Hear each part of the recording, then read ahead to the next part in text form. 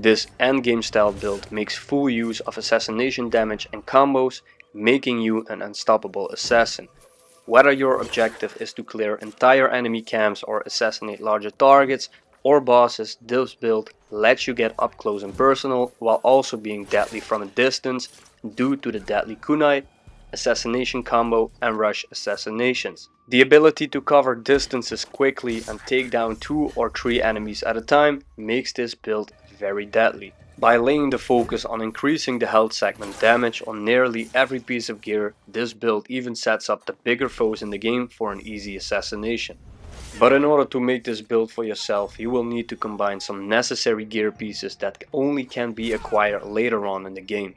If you just started your journey in the game and are in need of an early stealth build, look no further and check out my early stealth build via the link in the description. But for the endgame assassin build, you will need to combine the following gear pieces, starting off with the Tanto. For the Tanto, you will want to get the Masamune's Thorn due to the engraving that it removes an extra 2 health segments when performing a double assassination. Perfect for when stronger enemies such as guardians or samurai are clustered. Apart from that, I added the engraving that tagged enemies receive 30% more damage, just for the extra bit of damage for when I am spotted and have to fight my way out of a nasty situation. Good to know is that you cannot just perform a double assassination without a skill. This skill can be unlocked via the assassin skill tree.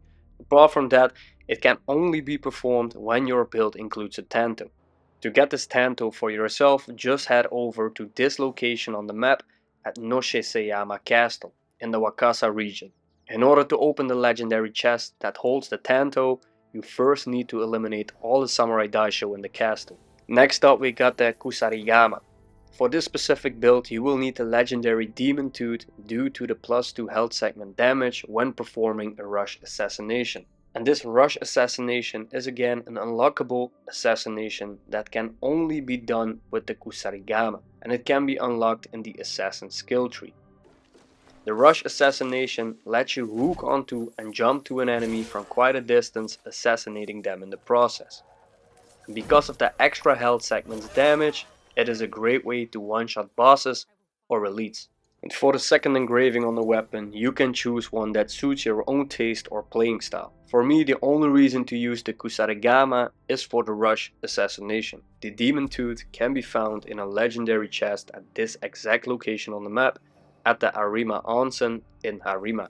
With the weapons complete, we can continue with the gear. So for the headband you will need the Master Assassin hood for its engraving of removing 2 health segments on hit, and the added secondary engraving that assassinations in or from the shadows deal an extra 2 health segment damage, making it a perfect gear piece and engraving for clearing enemy camps by night. And this second engraving can be obtained by getting the Yurei Walka hood in the Yamakazaki castle in Yamashiro.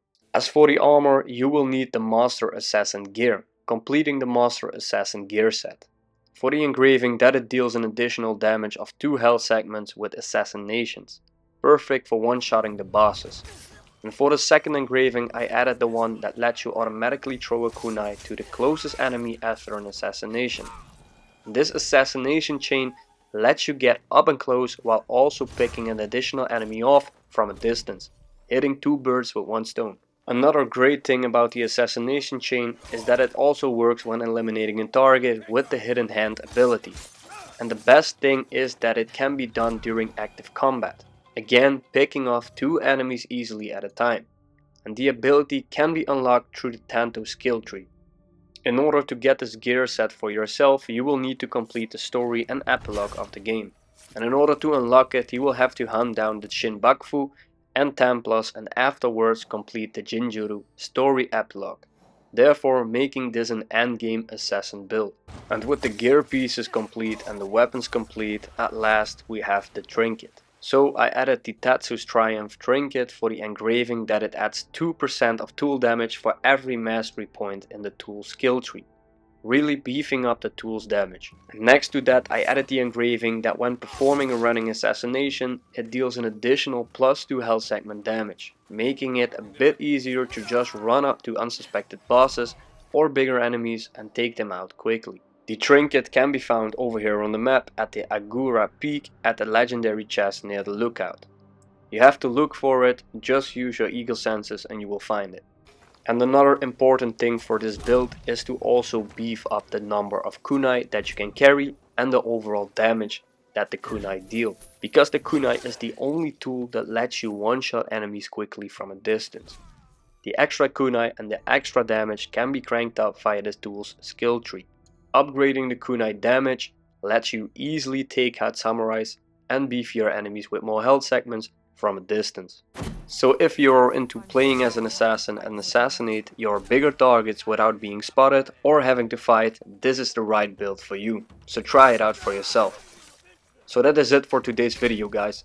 If you enjoyed the content, make sure to leave a like and subscribe to not miss out on future build videos. Also, let me know in the comments if you have any suggestions or good builds for yourself.